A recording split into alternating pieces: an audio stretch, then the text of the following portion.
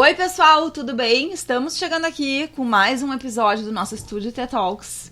Este é o episódio 008. Estamos muito felizes em receber de vocês aqui de novo. Eu sou a arquiteta Juliana Sisson, aqui é a Pris Amberlan, minha sócia. Juntas somos as hosts deste programa e sócias diretora do Estúdio T Arquitetura e Consultoria, que presta aí serviços de legalização, licenciamento, todo esse universo maravilhoso da arquitetura legal. Vamos? Bora. O assunto de hoje é licenciamento ambiental e o nosso convidado especial é o Ricardo Henschel. Ele que é diretor fundador da Reserva Consultoria Ambiental, formado em Ciências Biológicas e mestre em Botânica pela URGS e pós-graduado em Gestão de Qualidade do Meio Ambiente pela PUC. Em 2009, foi o consultor responsável pelo plano de manejo para o entorno da Estação Ecológica do Taim para o Programa das Nações Unidas para o Desenvolvimento, o PNUD. Foi consultor responsável pela revisão do Plano Municipal de Proteção, Conservação e Recuperação da Mata Atlântica de Porto Alegre, através do Sinduscom RS e pelo plantio nas áreas públicas de Porto Alegre, segundo as diretrizes da SMAMUS.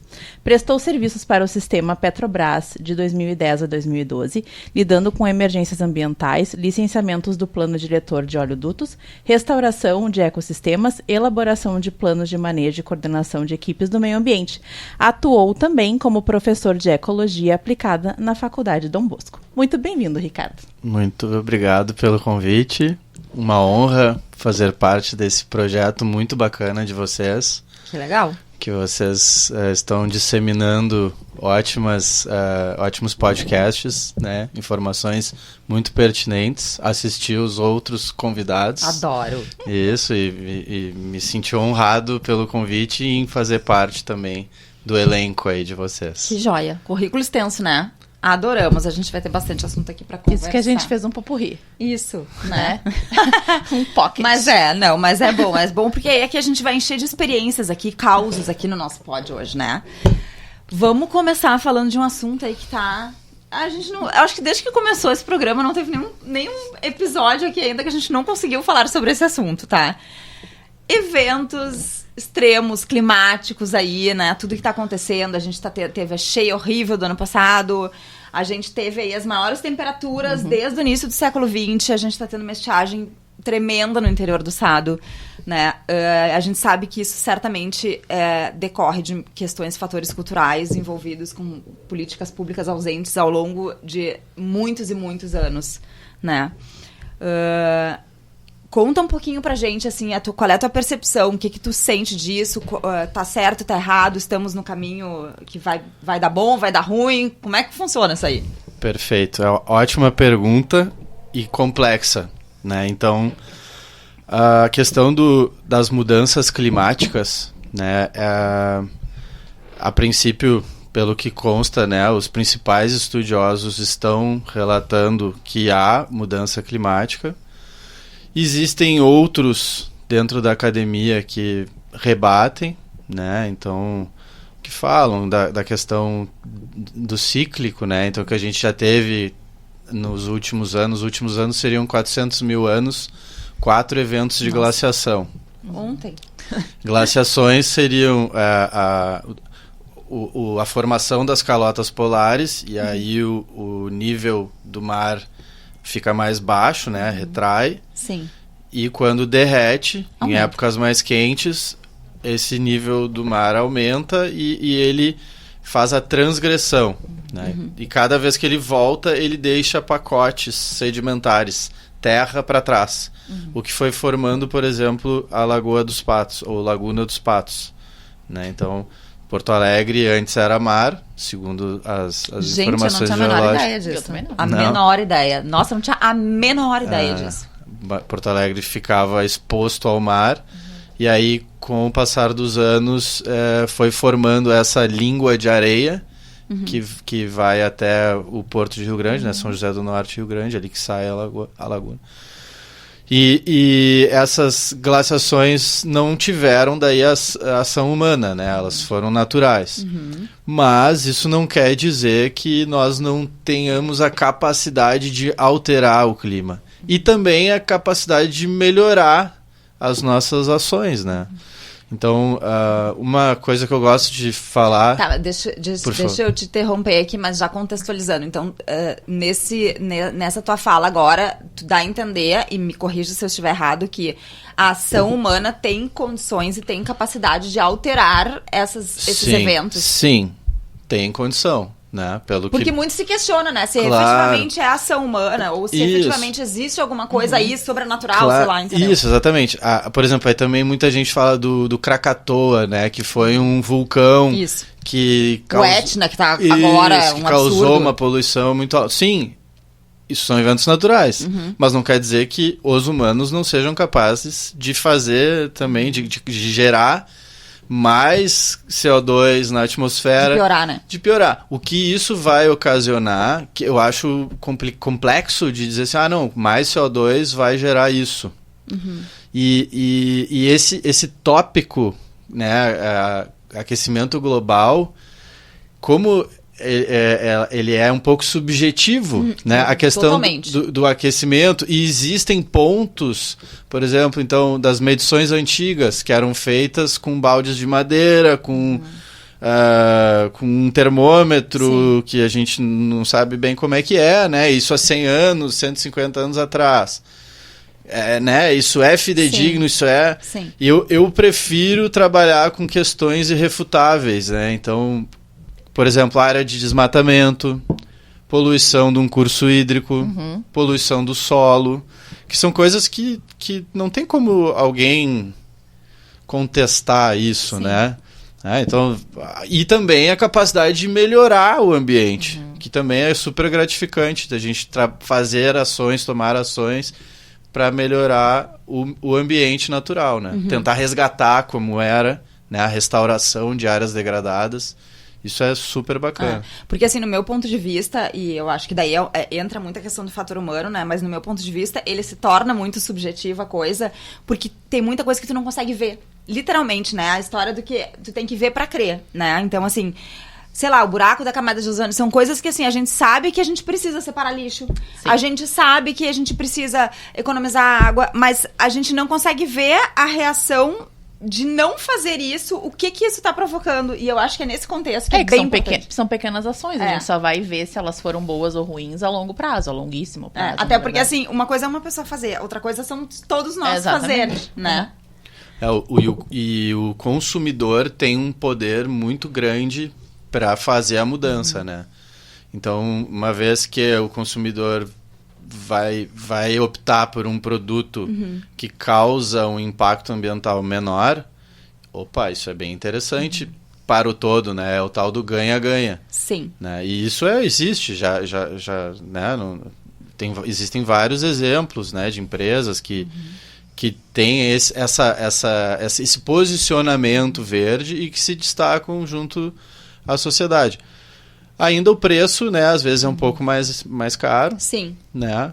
Mas, enfim, tá se criando um nicho bem legal. E tu acha que ainda temos pessoas descrentes disso? Claro, com certeza.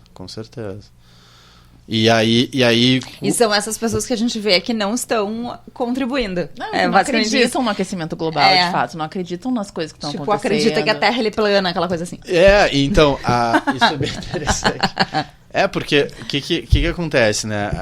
Existe muita fake news, sempre existiu, né? Então, e a ciência ambiental, ela é uma ciência, e ela precisa do método científico, né? E o método científico, ele... às vezes, quando é veiculado uma notícia, não se fala do método, por exemplo. Aí a pessoa que veicula coloca assim, a Terra poderá acabar em 2024. Aí a Terra não acabou. Daí o que acontece com a população? Olha, esses caras são extremistas. Sim. Mas na verdade a culpa é de quem publicou aquela notícia, não abordou o método dos cientistas, né? E provavelmente aquele grupo de cientistas, ele chegou assim, não, existe uma chance de 0,5, né, de haver um... Perfeito. Né? Mas provavelmente esses efeitos, sabe? E esses detalhes, sim, quando eu acho que nem é jornalista, né? O divulgador que que quer ganhar cliques, né? Que quer ganhar uma notoriedade. Sim, normal, né? Acaba piorando. E para nossa área isso é muito ruim. porque tira a credibilidade. Nos deixa refém, na verdade. Isso. É o que eu acho que é muito o que aconteceu com a história da medição do calor no Parque Harmonia recentemente, né? Sim. Que assim, saiu, ai meu Deus, tem uma bolha de calor na cidade agora, porque desmataram o Parque Harmonia e está fazendo 65 graus. Gente, da onde? 65 graus, já tá todo mundo consumido pelo calor, né, gente? Não dá, entendeu? Depois até quem mediu explicou melhor. Não, isso aqui eu medi na tampa de um bueiro. Era uma placa de metal. Que apenas vertendo calor. Só que claro, aí a intenção era, talvez, né, trazer mais informações, dados, né? E aí foi desvirtuado por quem fez as publicações. É tirar do contexto. Isso. E claro que uma área vegetada versus uma área concretada, ela vai ter menos amplitude térmica. A área vegetada ela é muito mais agradável no longo prazo. É mais permeável, né? E até entrando nesse teu gancho agora, eu acho que é legal a gente colocar aqui que, pelo menos em Porto Alegre, eu acredito que deva ter essas mesas diretrizes na maioria, ou quiçá todas as cidades do país, que para cada vegetal que tu remove, né, que é um processo, é um licenciamento, não pode sair desmatando a cidade, entendeu? Tu tens que fazer uma compensação. Perfeito. Certo? Sim. Então... Explica um pouquinho pra gente isso. Claro. A parte da autorização de corte, né? Então, a gente tem em Porto Alegre, tem uma lei municipal, que é a 757 de 2015, que depois teve melhorias ao longo do tempo, que norteia, então, como que é feito essa compensação, né? Então, espécies exóticas invasoras, por exemplo, como é o Pinus eliotis, né? Então, o Pinus, ele é considerado um problema ecológico, porque ele avança sobre áreas nativas.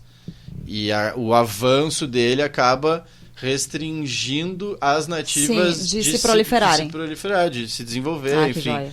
Então, o Pinus está nessa lista, a uva do Japão, que é uma que tem muito na serra, o ligustro, que foi muito plantado em Porto Alegre. É verdade, né? Foi, né? Também está nessa lista. Os paisagistas adoravam os ligustros.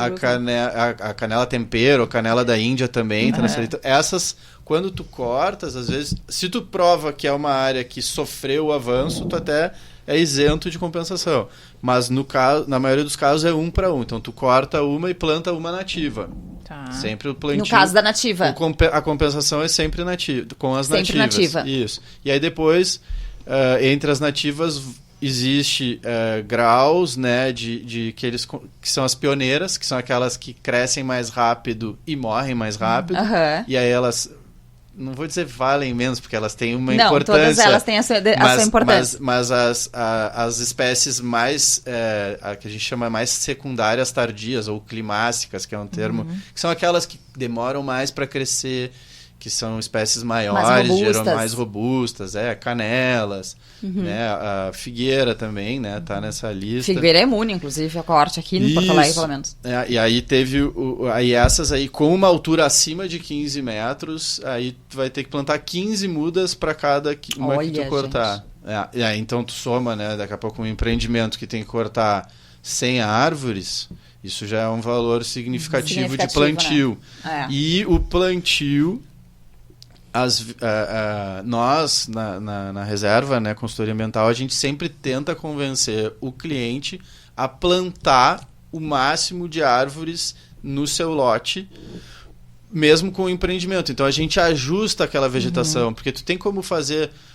tirar uma árvore que tem 20 metros, um eucalipto, que é até perigoso, e plantar um ipê amarelo, ou plantar um cambuim, que ele é mais adequado ao urbanismo, né? Ao convívio.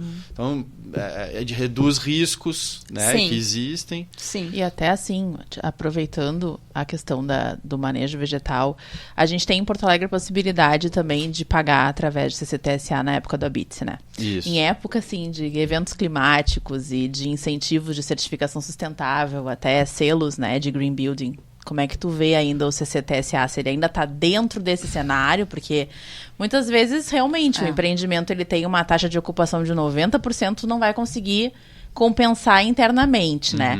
Mas também, antes da certificação sustentável, a gente acredita que nesse momento, até por questões de pontuação, as pessoas estão preferindo preservar e até compensar internamente. Mas nos parece, pelo menos a mim, pessoalmente, que o CCTSA ficou fora desse cenário. Assim. É como se ele estivesse sendo um desvio da lei. Exatamente. Né? Porque a ideia é replantar aquilo que tu tirou e não pagar. Mas, então, o CCTSA, ele é necessário de certa forma, porque a lei obriga, tu cortando uma, tu tem que plantar 15. Mas como tu bem disseste, não tem espaço físico para esse plantio de 15. Então, o que eu faria, talvez, né, uma opção para melhoria, é que a pessoa ficasse responsável por cuidar daquela muda, né, a pessoa, o empreendedor, enfim, ao invés das 15. Porque o número de 15 realmente porque fora do contexto. tipo assim, às vezes tu nem...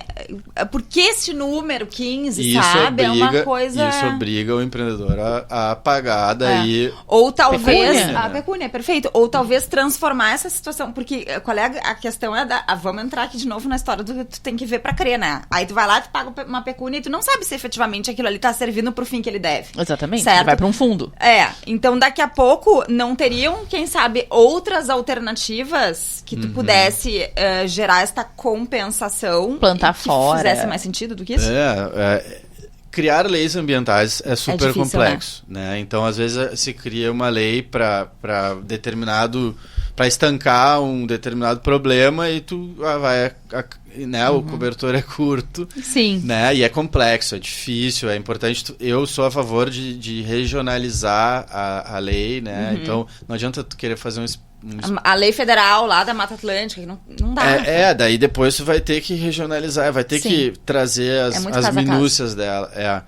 Mas no caso da pecúnia, enfim, eu ainda acho que é interessante tu plantar, então, uma muda, pelo menos pelo que tu tá cortando. E eu gosto muito também quando se fala de incentivos.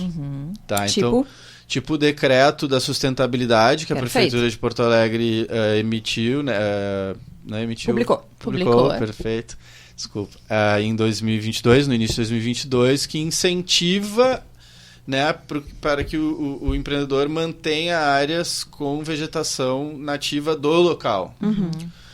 E aí a nossa parte também é muito de conversar com o arquiteto, com o projeto. Cara, não dá para deixar, olha, essa aqui é uma espécie mais rara, vamos deixar. Não, o projeto já está pronto.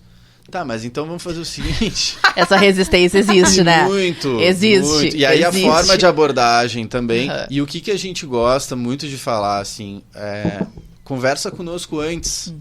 Sabe? Vamos falar... Quer comprar aquele terreno? Vamos construir junto. É um processo, né? Então, se fores olhar 20 anos atrás, como que era, né? Então, a gente teve um projeto lá em Eldorado do Sul, que chegou na gente, não, já tá aqui, eu já vou fazer os lotes assim, assado, já derrubei, meu Deus do céu. Te vira agora. Que segue que chega lá pra gente, às vezes, é construir pequenos estacionamentos, que seja, assim, o mínimo de construção, para tu não pagar o IPTU sobre a alíquota de terreno baldio e para tu remover vegetação, porque a gente precisa ter uma justificativa para tirar aquelas árvores. Sim, Aí chega o sujeito com um terreno lá de 300 metros quadrados, tem uns 40 árvores, ele vai construir uma casinha de 10. E jura que precisa. Tipo, não dá, gente. Ainda existe uma questão de mentalidade, de cultura, né? De fato remover. É que acho que, como tu falou, tá mudando porque existe o incentivo da certificação. Existe incentivos, existe o posicionamento da comunidade como um todo. Né? Eu não sou aqueles que denunciam, né? Mas tem muitos que denunciam. Sim. E às vezes... A denúncia, ela é válida, né? Enfim, porque é um ente que está preocupado com como que estão fazendo e também ainda existe aquele empreendedor que faz, né? Não, vou fazer e depois eu pago a multa lá, me ajeito, né? Mas olha, o que eu acho que é interessante, na verdade, acho que tu chegou num ponto bem importante a gente falar aqui, sobre a questão de o projeto, a mentalidade está mudando. E aí Pri comentou aqui, tô juntando as peças, né? A Pri comentou aqui sobre a questão dos incentivos. Na verdade, me parece que é muito... Aí eu já tô falando uma questão de mercado, né? Me parece muito mais que hoje o cenário os projetos estão crescendo junto, porque obrigatoriamente, até em função da prefeitura, a certificação tu tem que tirar ela lá atrás. Antes. Sim, entendeu? Existe. Então, assim, de fato, obrigatoriamente, a tua certificação tem que nascer junto com o teu projeto. E claro, para o empreendedor, a gente sabe que vale muito a pena hoje em dia a certificação. Eu, particularmente, e eu tenho certeza que a Pri também, lá no escritório, nós somos muito fãs da certificação. Muito fãs. Acho que é uma coisa que funciona muito bem. E realmente, assim, acho que tá sendo uma virada de chave. Mas aí eu vou um pouquinho mais além. Porque, assim, tá crescendo junto, mas a gente sabe que ele tem um período, né? Tem uns 3 anos. E aí, a renovação disso. A gente ainda não teve casos de renovação, porque em tese, né, entre a concepção do projeto e a entrega das chaves, a gente ainda tem a primeira renovação com a empresa. Então, em tese, vai se manter, porque é um benefício urbanístico, tem que se manter. E também o pós depois, né? Sim. Porque pode ser que seja algo que dure só dentro dessa janela.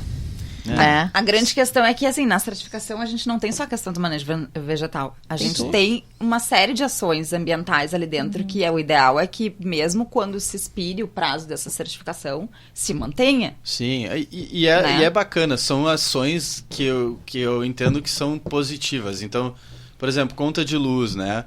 Pô, tua conta de luz vai ser mais baixa. Lógico. No início tu vai estar pagando para instalar os painéis solares, mas tu tem aquele retorno. Pô, quem não quer, né? Aproveitamento de água da chuva para irrigação do teu jardim, né? Enfim, o que eu acho interessante também, que daí, para quem é da área ambiental, às vezes quer forçar algumas coisas. E é o exemplo daquele pessoal que eu visitei um empreendimento em que eles fazem, eles retêm a água da chuva abaixo de um telhado verde. E aí essa água da chuva, ela circula nos vasos sanitários, né? E muita gente reclamou que a água tinha um cheiro estranho e uma cor estranha. Então chegava lá, o pessoal não puxou a descarga, né? E não gostaram daquilo.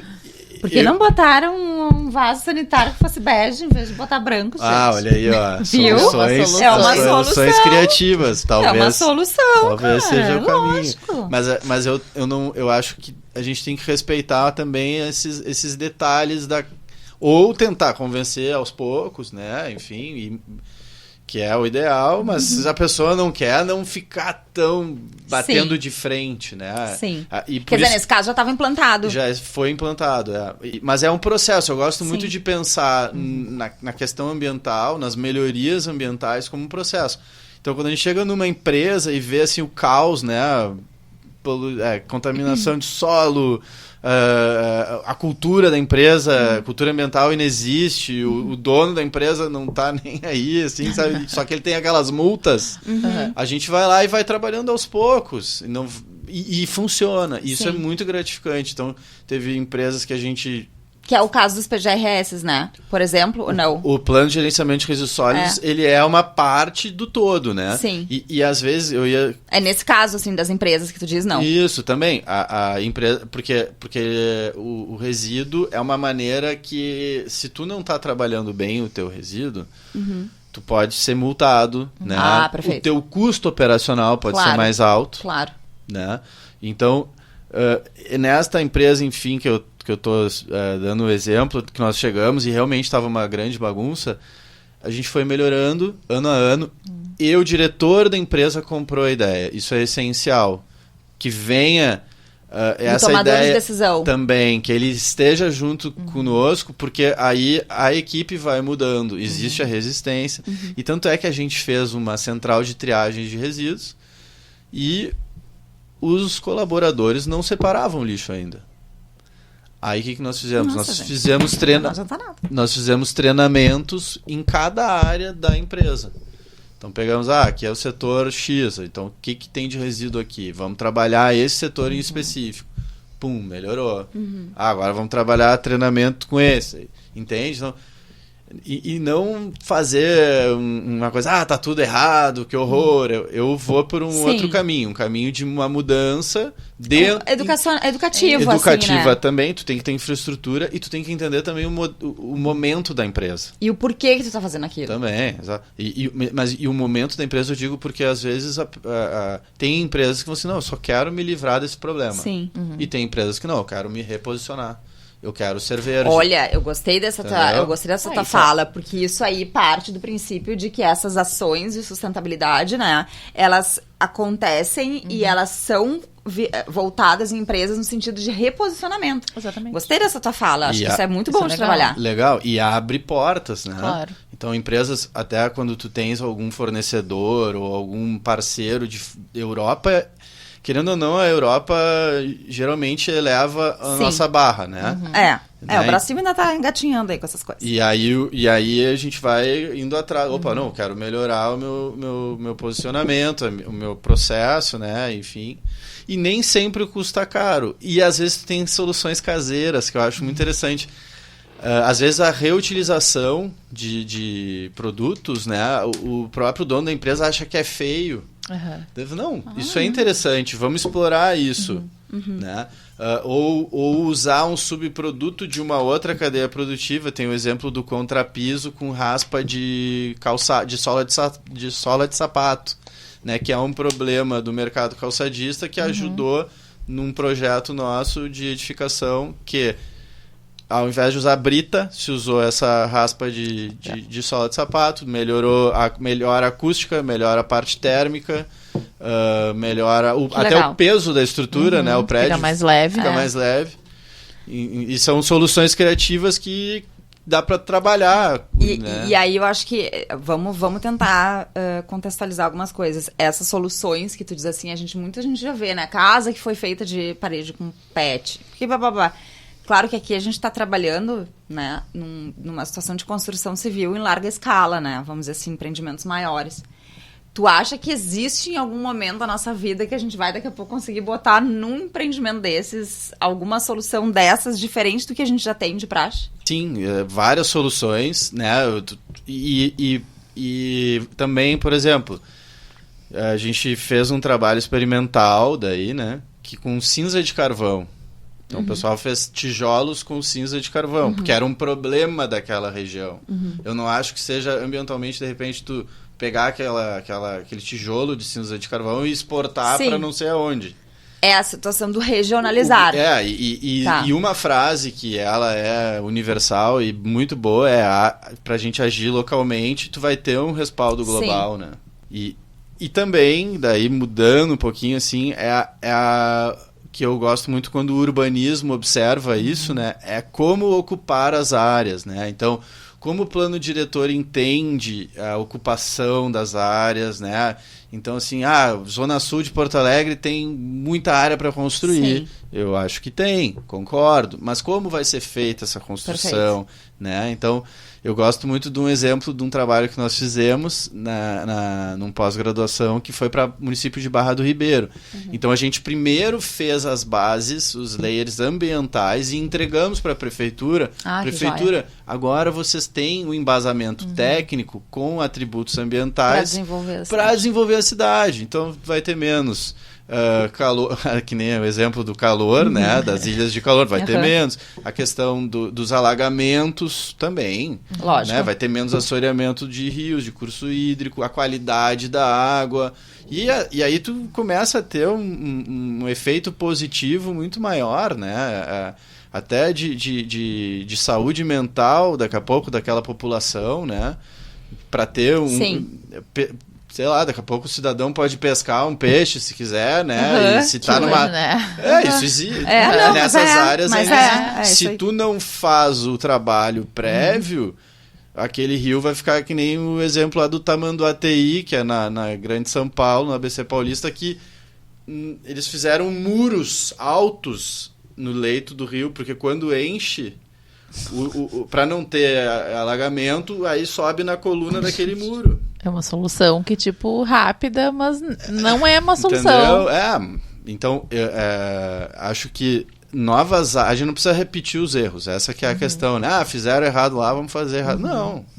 Podemos vamos fazer melhor. Soluções. Vamos fazer melhor, entendeu? Perfeito. Entrando nessa linha do desenvolvimento urbano, a gente hoje observa aqui em Porto Alegre, especialmente, muitos empreendimentos que às vezes sofrem bastante com a questão dos gravames de APP.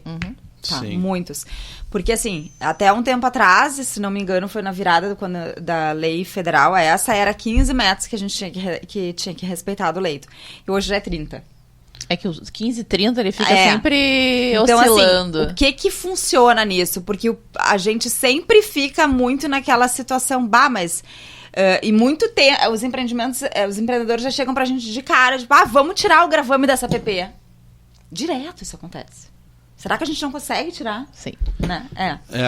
Fala, conta pra gente como é que funciona um pouquinho isso. Assim, geralmente é 50 na área da nascente, né? Um raio de 50. E... No círculo, que geralmente eles são estreitos, é 30 de cada lado. Tá. Aí a lei flexibilizou depois, né? O Código Florestal, ele teve algumas flexibilizações no sentido assim de pequenos agricultores, agricultura familiar, pequenas núcleos. Áreas de terra. Então, assim, o cara realmente... precisa daquilo. Isso, e aí, né, se tu for colocar 30 metros de APP, o cara morre de não fome. tem como plantar. Então, é aquela questão que a gente conversou. Aquela questão de trazer pro detalhe a lei, sim. né? Não dá pra tu fazer essa lei muito igual, né? De uma maneira estanque. Não é, aqui em Porto Alegre nunca vai ser igual lá em, sei lá, Rio Grande do Norte, os plantadores de cacau. É isso. Não tem como comparar com os plantadores de arroz, por exemplo. Assim, olha só as ideias, né, gente? Não, mas tudo bem. E a área de APP, na questão do leito do rio, ela ainda é um instrumento ambiental interessante, porque tu consegue aplicar e tu consegue fiscalizar. Aí vem a questão do topo de morro, né? Sim. A questão do topo de morro é super... Não é que é super complexo, mas ela é cheia de nuances, né? Então, às vezes, aqui se aplica. Aí tu vai vir um outro cientista que diz, não, na verdade, o morro é só daqui para cima. E essa questão da APP dos leitos do rio, das margens dos leitos, ela é muito boa porque...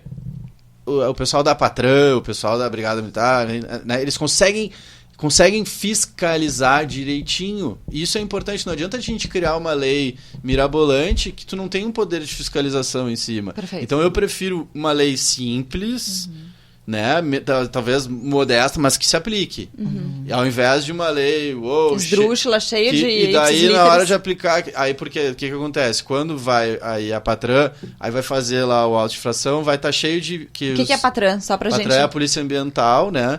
E aí, quando ela cria ali o auto de infração, vai vir o advogado empreendedor e vai mostrar, não, tá cheio de vícios da materialidade. O que é vício da materialidade? Que os advogados chamam... Tá errado. Então, como é que tu vai pegar um auto de infração errado para punir o empreendedor? Sim, não dá. Entendeu? Aí quebra e aí... É. Então, é melhor tu ter uma lei mais simples, objetiva, fácil e aplicável. Aplicável. Aí exemplos são vários. Até teve a questão Mata Atlântica, né?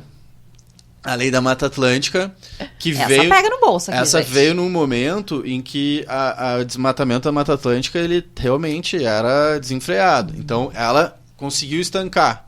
Né? Acho que ela cumpriu com o objetivo e até no dado recente teve um incremento de alguns hectares, né? Muitos hectares, mas que, tendo em vista que o Brasil é um país continental, né? Percentualmente é pouco ainda, mas já melhorou, legal. Mas aí vamos ver, Porto Alegre aqui, né? Então, se tu quiseres trabalhar numa área que tem um remanescente de Mata Atlântica, é muito difícil, né? Então, e são poucos. E muitas vezes os donos dos terrenos tentam descaracterizar aquilo. Exatamente. Porque são uns 30%, né? É bastante coisa. E aí tu tem que pegar os 70% e achar uma área parecida naquela microbacia. Então, vamos pegar aí... Bacia do Passo da Areia. Onde é que tu vai achar 70, né? Não dá. Não existe isso. Então... Tu sabe que uma outra situação que me ocorreu agora, nesse contexto, que a gente tem aqui em Porto Alegre, que tem muita construção irregular, que é na beira do leito de um arroio, por exemplo. Né? Então, assim, vamos lá. Porto Alegre, a grande maioria é irregular, a gente sabe disso. Com vilas, com uma série de né, clandestina, né, assentamentos clandestinos e muitas edificações, e a gente já teve vários casos ali no escritório que nos chamou a atenção, que assim, cara, o cara abria a porta e tava dentro de um arroio, entendeu? E aí eles não conseguem regularizar a casa deles porque tu tá dentro da PP. Mas, gente, o cara já tá lá 30, 40 anos, entendeu? O arroio tá totalmente poluído. Sim. Sabe? Daí Como é que se faz uma coisa dessas? Boa que tu colocou, que eu me lembrei de uma coisa assim, pra gente... o arroio estar poluído é um fato, né? Mas é um problema social total. É um problema social, mas às vezes, tá? A gente não pode misturar muito o empreendedor chega assim, não, mas olha só, eu capto energia solar, meu lixo é bem separado, enfim, não, mas tudo bem, mas tu invadiu a PPE, entendeu? Não, uma coisa não isola a outra. Eu vou te falar, não isola, na letra fria da lei não, mas sim, existe um contexto, que nem a gente estava falando, que talvez atenue uma pena ou uma imposição de um órgão público, de um órgão ambiental sobre o empreendedor. Né? Então, acho que conta, mas não vai ser o que vai determinante. Certamente não. Tá. Mas aí eu volto um pouquinho a minha pergunta, então. Nestes casos, por exemplo, e aí eu não tô falando nem de um empreendedor, um sujeito lá que, né, tá construindo um prédio grande, tô falando do tiozinho lá, do padeiro, sei lá de quem, que tem uma casinha pequenininha que é na beira de um arroio, entendeu? Então, tipo assim, primeiro, o cara não tem pra onde ir. A casa dele lá, claro que existe no plano diretor, né, um instrumento que se tu tá construído em determinado lugar há mais de 20 anos, tu é considerado existente, tá? Então, assim, existe isso. Mas o cara que tá lá há 18 anos... Entendeu? Em cima de uma app, ou fez um puxadinho, não sei, assim, quer dizer, é um problema social, porque a gente sabe que existem essas questões, né, de clandestinidade, mas ao mesmo tempo, gente, é muito mais fácil tu resolver o problema do gravame, sei lá, canaliza o arroio, entendeu? Porque aí tu resolve um problema social de toda uma região, do que preservar um arroio que tá lá daqui a pouco, que tá sendo poluído por aquelas pessoas. Tá, mas e o impacto da canalização desse arroio? Né? Quanto de fato? Porque assim, fazer isso é complexo, porque hoje aqui em Porto Alegre tu envolve tanto a área ambiental quanto a questão do DEMAI, né? Então, às vezes são grandes áreas, nem é o irregular, mas é alguém que tá fazendo um loteamento, né? E realmente o lote grande, ele passa um arroio. Que ele já vem, inclusive, no quarteirão anterior, ele já tá canalizado. Mas daí ele pede a canalização e não deixam tu canalizar. Mas ele tá completamente poluído. E aí vamos atrás do que de fato seria o ideal. Aí tu me corrige. Despoluir, porque sempre vai vir, pelo menos na maioria das vezes, sempre vem a possibilidade de despoluir para manter aquele curso d'água, né? Qual é também o impacto disso pro meio ambiente? De canalizar, e, enfim. Aí tu falaste uma coisa que é o ideal, né? Então, qual é o cenário ideal? A gente não tem o cenário ideal. E eu acho que alguns colegas, né, lutam muito pelo ideal e não fazem uma mudança factível que possa ser. Então, eu curto muito a ideia das contrapartidas, né? Acho muito legal. Às vezes, de repente, até não paga a pecúnia, o CCTSA, mas faz algo criativo, bacana, que vai ter um respaldo ambiental bacana, né? Talvez o tratamento de água, enfim. E tem que ser justo nessa equalização. E também o que acontece? Quem estava mais tempo, né? Então, existem marcos temporais nessas leis, né? Então, o Código Florestal, que é 2012... Então, se tu... Até 2008 é a linha de corte, né? Então, se tu te instalou antes dessa data, né? Se tu app não era... Aí tu tem mais... Uma flexibilização. Uma anistia, que eles chamavam, tá? Mas depois disso, não. Então, existe uma linha de corte, existe um aviso, olha, daqui pra frente não vai poder fazer mais, enfim, né? E aí, eu acho interessante essas saídas das contrapartidas, né? Então, não sou nem assim, não pode fazer nada aqui e tal. Pô, de repente tu faz uma construção que tu tem um índice de ocupação super pequeno, né, que tu vai preservar mais do que obriga a lei, por que não?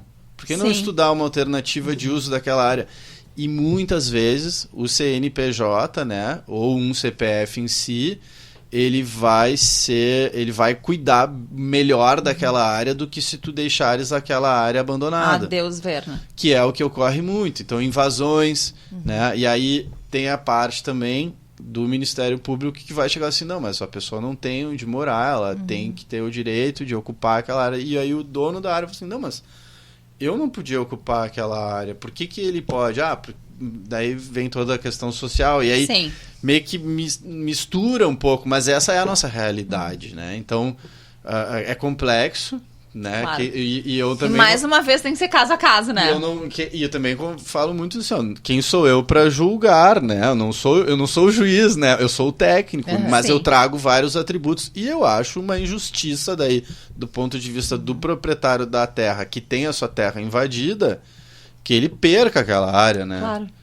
Pô, pelo amor de Deus, cada metro quadrado importa, tanto para a área ambiental quanto para a área da construção, né? Então eu gosto de manter essa equação ajustada. Sim, que a balança não pese muito para um lado só, né? Exatamente. E eu acho que isso aí é uma coisa bem falha que a gente vê nos instrumentos de licenciamento, legalização de forma geral, que são viabilidades, né, ou artifícios na lei que te permitam justamente tomar essas decisões caso a caso, né? Então, assim, é por isso que a gente tem tantos processos aí que demoram e tal, que daí vai pra comissão X, vai pra Y, daí vai pro conselho e tal.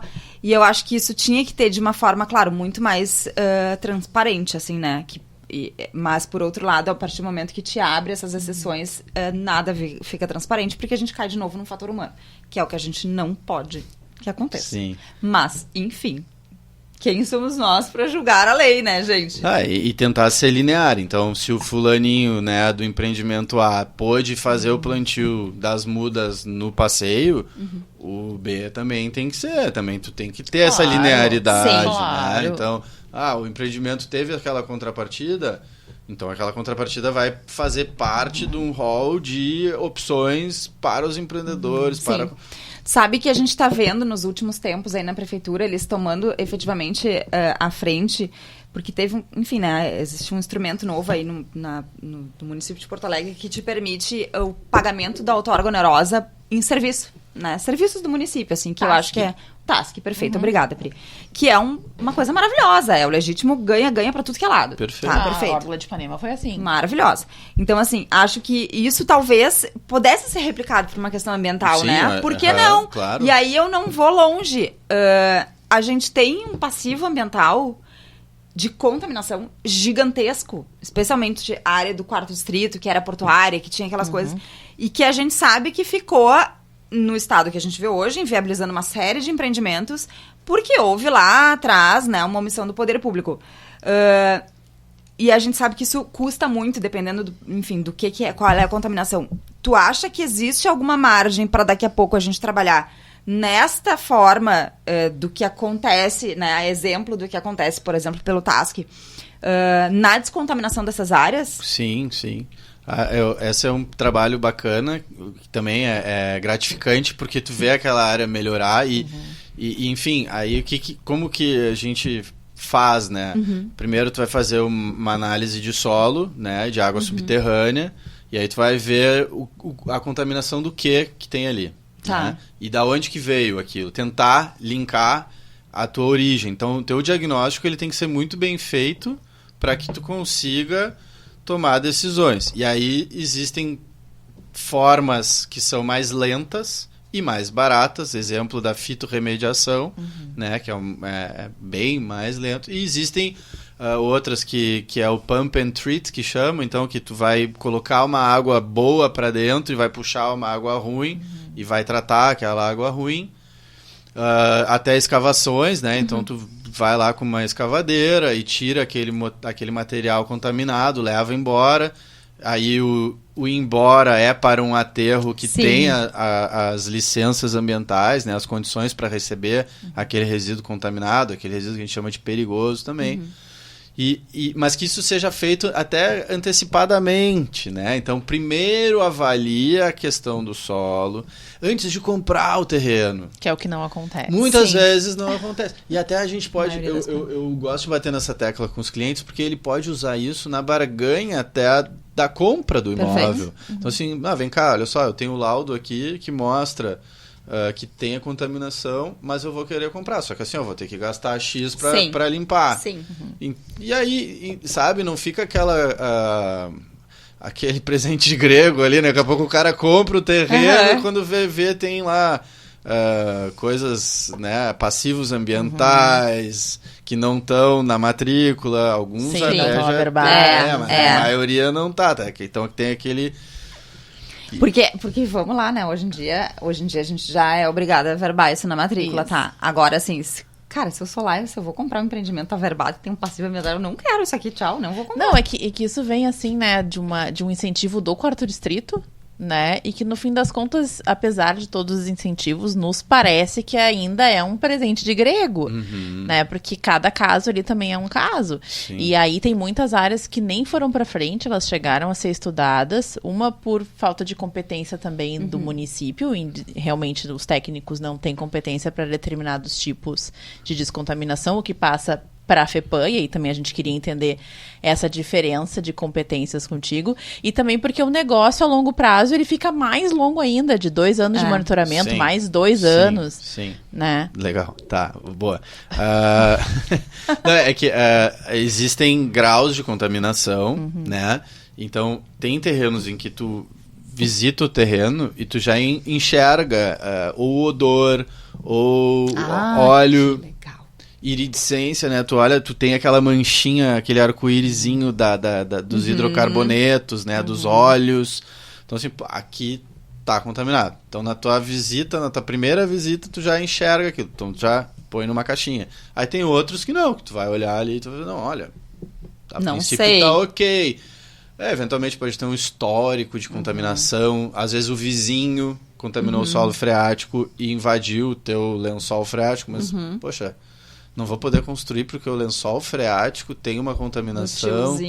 E que contaminação é essa? Qual é o grau de contaminação? Não existe mapeamento dessas áreas, né, Ricardo? Foi feito um estudo que eu assisti uma apresentação, até foi uma iniciativa da Esmamus, né, de uma urbanista que fez esse estudo com os alvarás das antigas empresas ali que ocorriam no 4º distrito. Eu achei muito legal essa iniciativa.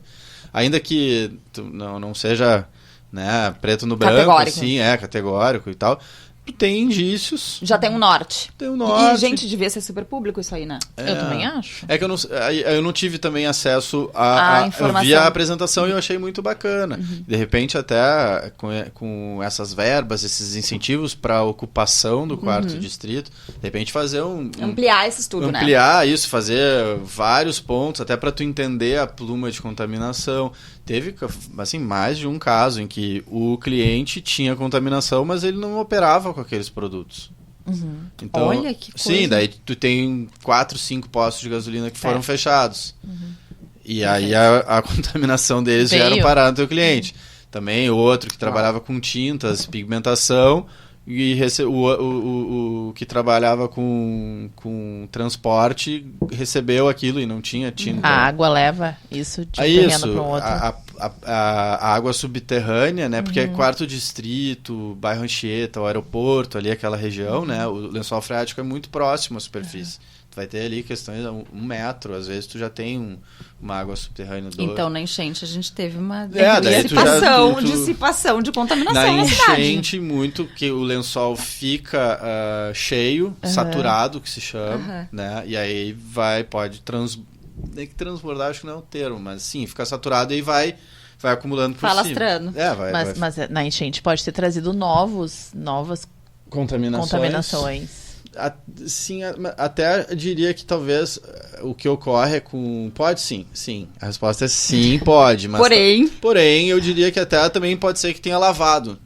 Entendi. De certa forma. Sim, melhorado, pode ser. Isso só investigando, realmente. Aí tu traz...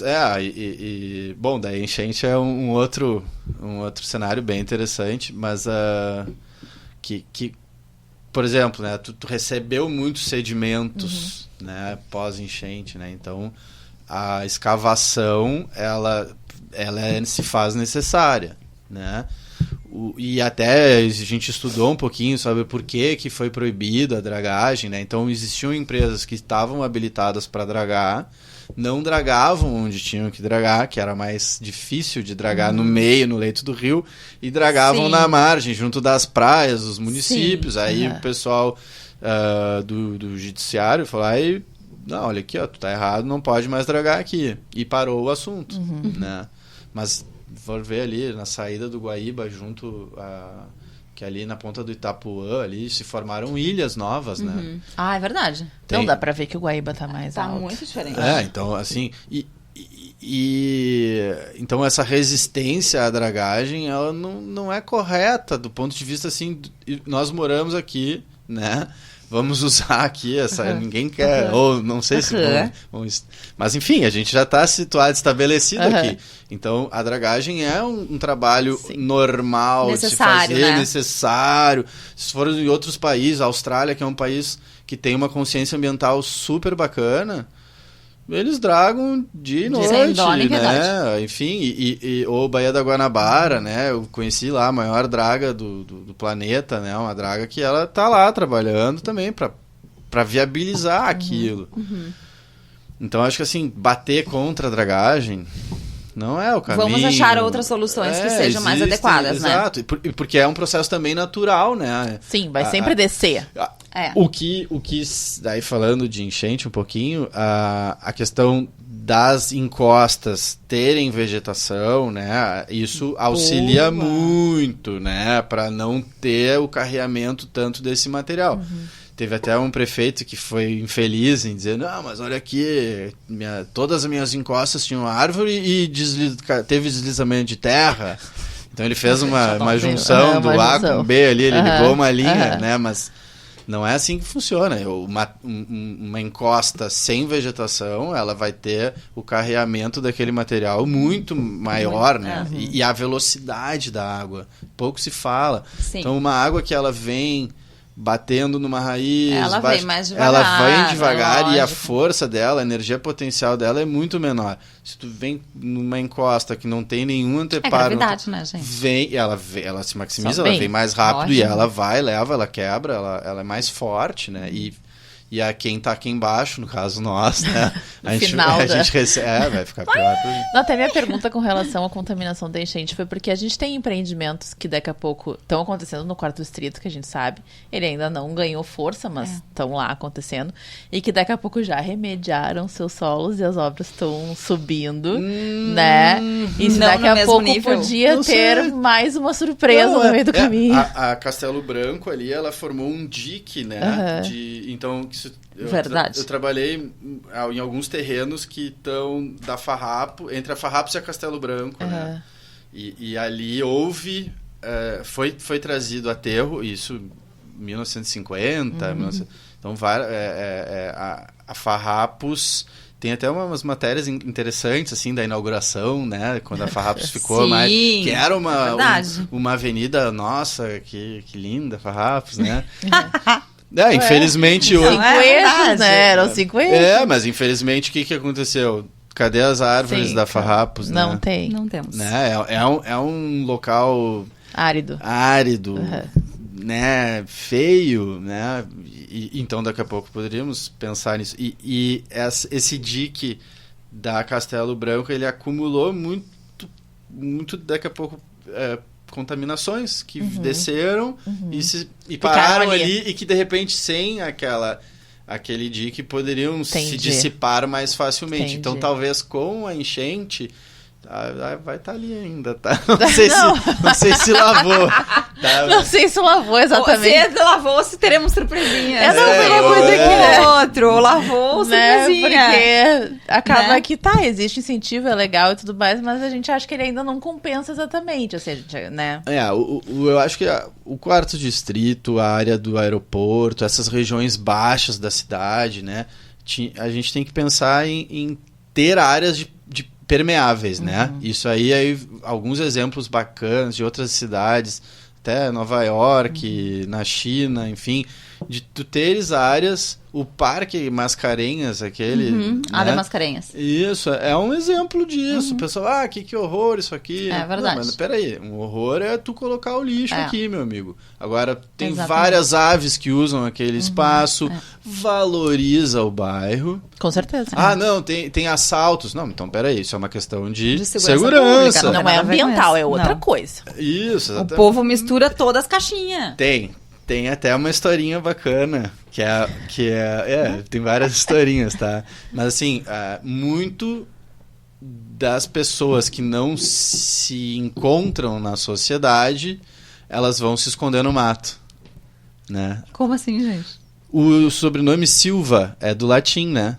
Silva então muitos ex-escravos ou índios, bugres, que não queriam trabalhar, enfim, eles tinham registrado o nome da Silva. O fulaninho da Silva, ele é do mato. Então ele não era incorporado na cidade. Entendi. E hoje em dia a gente ainda tem muitos das Silvas que são esses mendigos, esses caras que acabam achando um refúgio embaixo da ponte, perto de um rio, numa praça. Sim. Né? Mas aí... Às vezes as pessoas têm esse raciocínio que... Não, olha aqui, tem que tirar a praça porque tem o mendigo. Não, peraí, tu tá pensando errado. Tem que tirar o mendigo da praça, do mendigo, gente. E vamos ter a praça para todos nós e para o ambiente também, para a questão das enchentes. Então eu vejo isso. Quarto distrito, aeroporto, tu tens que ter essas áreas, as mais baixas, para receber esse aporte de água, né? Que sejam bacias... Pode ser bonito também, né? Fazer banhados. Claro, pode. Áreas de... Né? Sim, com certeza. Como é lá no Marinha. O Marinha é um exemplo. Marinha é assim.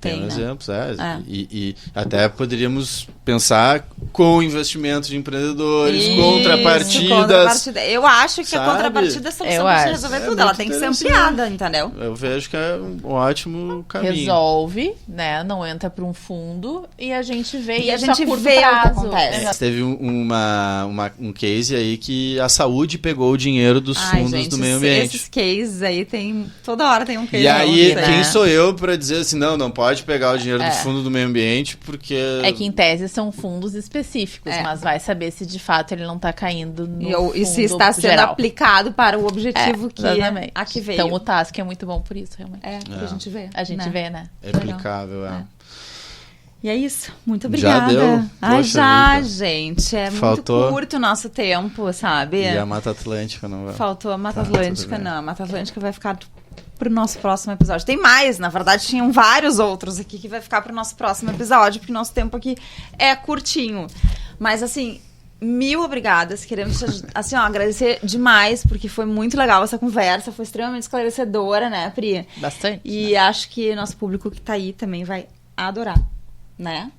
E pra te encontrar, onde é que as pessoas te encontram? Rede social, telefone, e-mail, endereço, o que tu quiser deixar de contato. Tem no Instagram, a gente tem uma página incipiente, temos também no LinkedIn, Reserva Consultoria Ambiental. E LinkedIn, Instagram, Facebook eu uso pouco, tem o site, né, onde tem lá o meu telefone também. Que joia. Tá, é isso aí, estamos... Então tá, muito obrigada. Eu que agradeço, uma honra. Espero o próximo. Veremos o próximo. Nos veremos no próximo episódio. E a gente se vê no próximo episódio, que vai estar imperdível também, como todos os nossos episódios são imperdíveis. Agradecemos demais a participação de vocês aqui hoje. E você nos encontra aqui na Rádio Arquitetura, quinzenalmente, toda sexta-feira às 14 horas e nas plataformas digitais YouTube, Deezer, Spotify, @escalahumana ou @Estúdio T-Talks. Maravilha. Um beijo pra vocês e até a próxima. Tchau, tchau.